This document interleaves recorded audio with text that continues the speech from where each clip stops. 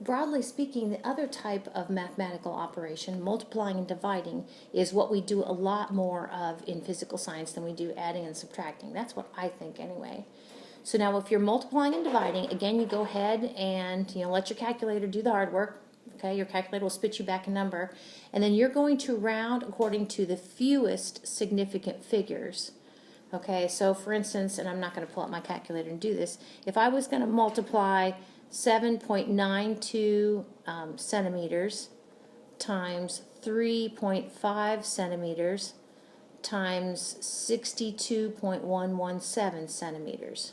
Okay, so we're going to talk about whenever you multiply three terms like this, you multiply the numbers by each other, okay, and then you multiply the units by each other. But in this case, since we're multiplying, we are going to put in our calculator these three numbers. We need to count significant figures in these three numbers to know how we're going to round it. So I'm going to put check marks over each digit that's significant. In this first term, I got 7, 9, 2. Those are all significant. And this second term, I have 3 and 5. Those are significant digits. I only have 2 there.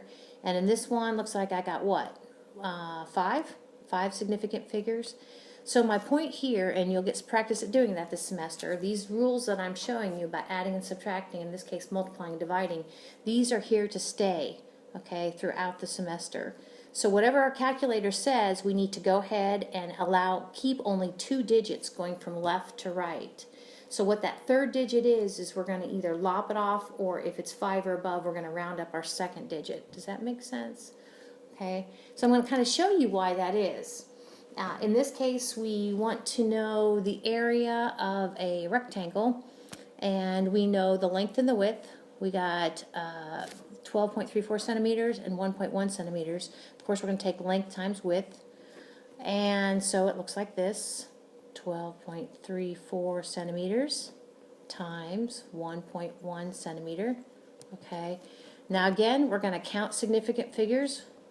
I got what, 4 significant figures here, and a lot of times if I'm doing this for an answer key or something like that, I will literally put check marks above my terms that I'm multiplying and a little number in circle to say how many significant figures there.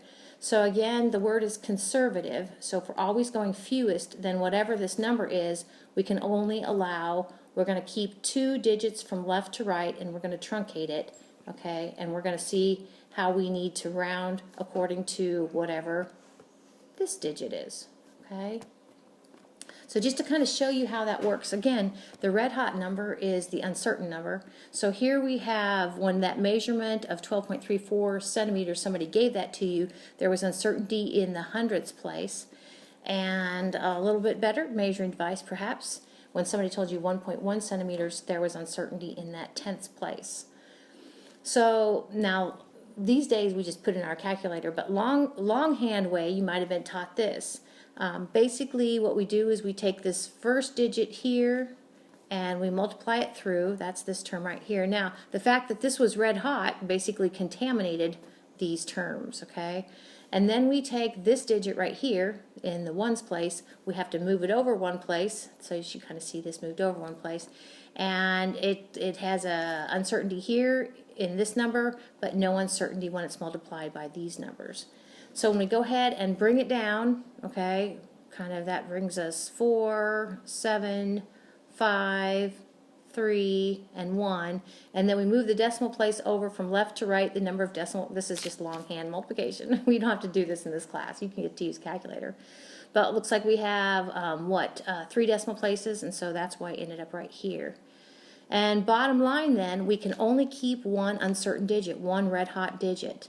And this is just a little proof. You don't have to do this, but do you see where we only have 2 significant figures, which is what I told you, or what we knew, 2 significant figures because of that term 1.1. We had what, 4 significant figures over here. It's always conservative. So that's where that comes from, and that's how that works. Bottom line then, notice in this case, we're truncating it here between the ones and the tenths place, and since this is a 5, we are going to have to round that 3 up to a 4. So with two significant figures rounding appropriately, we report the number to 14 centimeters squared. Okay, and I'm going to warn you that it's going to be hard. You're going to be like, well, what about all these other numbers? They're awesome. Well, they're awesome, but you're not allowed to report them because then you're reporting more than one uncertain digit. So these are just kind of proofs, and I'm going to kind of end up this part to try to kind of show you the basic rules, even if you don't necessarily want to know about the background, the reason why. So again, when we multiplied those two terms together, it was the 1.1 centimeter that had two significant figures. And that is why in our answer we're only allowed two significant figures. We go from left to right, okay, taking them. So we're only allowed that, so we need to truncate it right here. And then, like I said, since this is a 5, we rounded the 3 up to a 4.